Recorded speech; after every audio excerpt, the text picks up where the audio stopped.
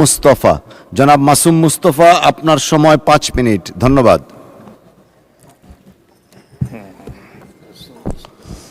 ইন্নাল হামদুলিল্লাহ ওয়াসসালাতু ওয়াসসালামু আলা রাসূলিল্লাহ। মাননীয় স্পিকার, আপনাকে ধন্যবাদ। মাননীয় স্পিকার, আমাদের মাননীয় অর্থমন্ত্রী দীর্ঘ সময় একটি লম্বা বক্তৃতা দিয়েছেন। এই বক্তৃতা মোটামুটি সবটাই পড়ার চেষ্টা করেছি। একটা অংশ থেকে আমি একটু কোট করতে চাই। স্বাস্থ্য পরিবার কল্যাণ অংশে তিনি বলেছেন, একটি স্বাস্থ্যবান জাতি গঠনেই টেকসই উন্নয়ন ও সমৃদ্ধ বাংলাদেশের পূর্ব শর্ত। ওনার এই বক্তব্যের সাথে আমি আংশিকভাবে একমত। আমি পুরোপুরি একমত হতাম যদি এখানে আরেকটি শব্দ তিনি যুক্ত করতেন। স্বাস্থ্যবান শব্দটির পরে সুশিক্ষিত জাতি, এই শব্দটা যুক্ত করলে মনে হয় কোরআনে কারিমের আল্লাহর যে বক্তব্য তার সাথে এক হয়ে যেত।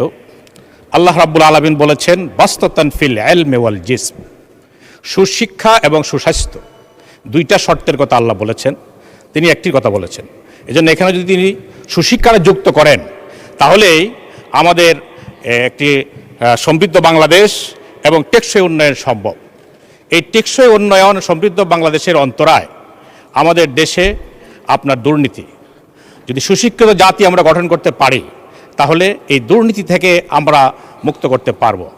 আমরা অতীত ইতিহাস যদি দেখি, বিগত সময়ে সাম্প্রতিক ইতিহাস, ফ্যাসিস্ট আমলে যারা রাষ্ট্র পরিচালনা করেছিলেন তারা প্রধানমন্ত্রী থেকে নিয়ে ওনার সঙ্গে যারা ছিলেন তারা সকলেই সুস্বাস্থ্যের অধিকারী ছিলেন, কিন্তু সুশিক্ষা না থাকার কারণে আমরা দেশটাকে সমৃদ্ধ করতে পারিনি।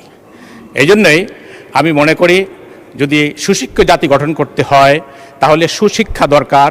সুশিক্ষার জন্যে আমরা মনে করি ইসলামাইজেশন অফ নলেজ, জ্ঞানের ধর্মীয় শিক্ষাকে সর্বত্র বাধ্যতামূলক করা দরকার। আজকে আমি দাবি করব যে সকল স্তরে শিক্ষার ধর্মশিক্ষাকে বাধ্যতামূলক করার জন্যে, তাহলে একটি সুশিক্ষিত জাতি গঠন করা সম্ভব হবে, দুর্নীতিমুক্ত দেশ, সমৃদ্ধ দেশ গড়া সম্ভব। মাননীয় স্পিকার, আজকে যে বাজেট পেশ করা হয়েছে সেখানে মোটা দাগে জনগণের 4টি প্রশ্ন। 1 নম্বর হচ্ছে এই বাজেট বাস্তবায়ন সম্ভব কি না। 2 নম্বর হচ্ছে রাজস্ব আদায়ের যে টার্গেট নির্ধারণ করা হয়েছে সেটা সম্ভব কি হবে কি না।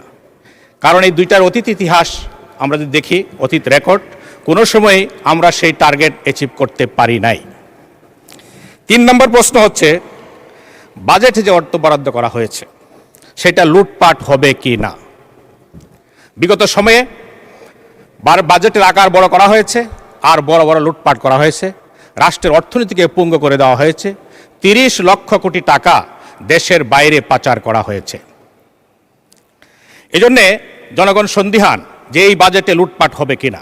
আমরা মাননীয় অর্থমন্ত্রীর কাছে আমরা স্পষ্ট বক্তব্য জানতে চাই, জাতি জানতে চায়, তিনি যেন স্পষ্টভাবে ঘোষণা দেন এই বাজেটের একটি পয়সাও লুটপাট হবে না, অপচয় হবে না, মিসইউজ হবে না।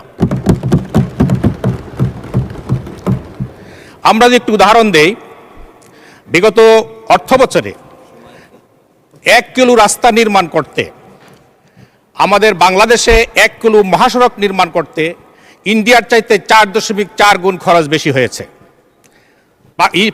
আমাদের চায়নার চাইতে প্রায় 2 গুণ অর্থ বেশি খরচ হয়েছে এবং পাকিস্তানের চাইতে 2.15 গুণ অর্থ বেশি খরচ হয়েছে। এগুলো শুধু হয়েছে লুটপাটের কারণে।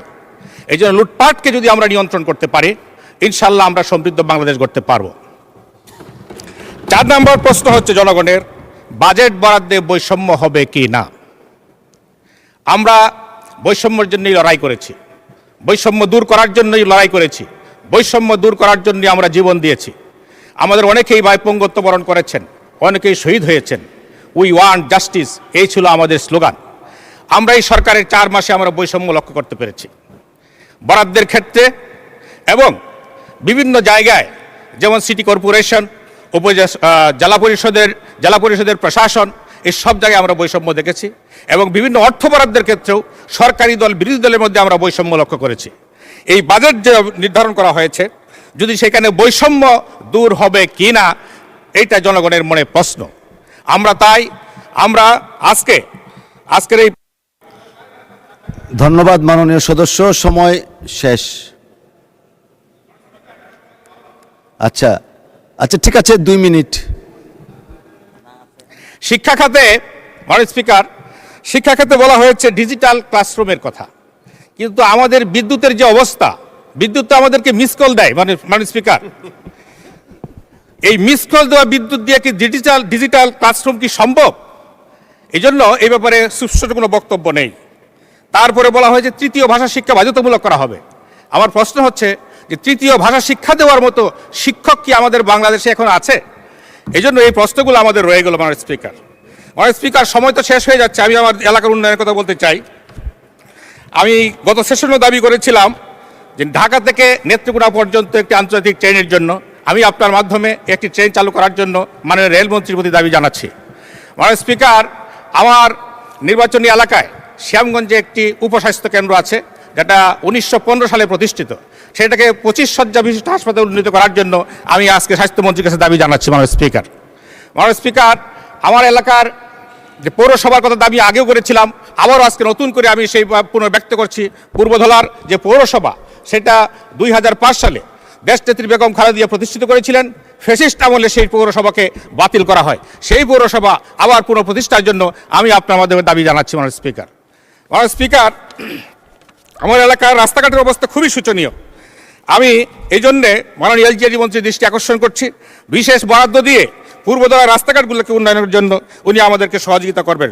মাননীয় স্পিকার, শেষে আপনাদের আবারও ধন্যবাদ জানিয়ে, আপনার মাধ্যমে সকল সংসদ সদস্যকে ধন্যবাদ জানিয়ে আমি আমার সংক্ষিপ্ত বক্তব্য এখানে শেষ করছি।